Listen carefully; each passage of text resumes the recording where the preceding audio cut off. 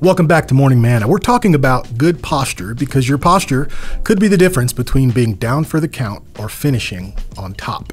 In the same way that physical posture impacts our bodies, our spiritual posture towards God, and here's one thing, towards each other, makes a huge difference. James 4:1 says, "What causes quarrels and causes fights among you? Is it not this, that your passions are at war within you? You desire and do not have, so you murder.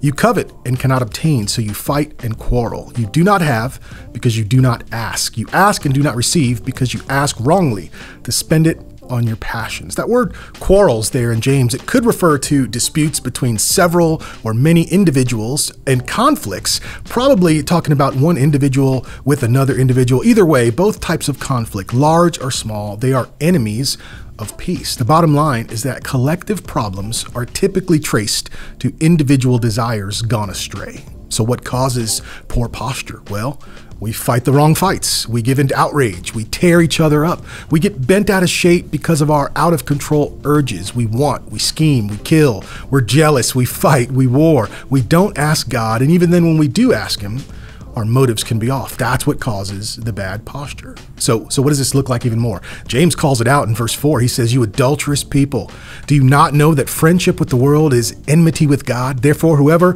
wishes to be a friend of the world makes himself an enemy of God. Or do you suppose it is no purpose that the scripture says He yearns jealously over the Spirit that He has made to dwell in us?" James isn't talking about friendship with the world as in the people of the world. He's talking about worldliness, those desires that pull us away from God, pull us away from the ways of God and the will of God.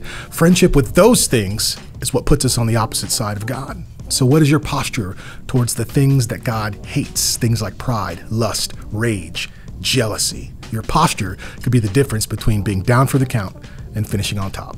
But here's the good news. Verse 6 says He gives grace. God gives grace to the proud. God opposes the proud, but gives grace to the humble.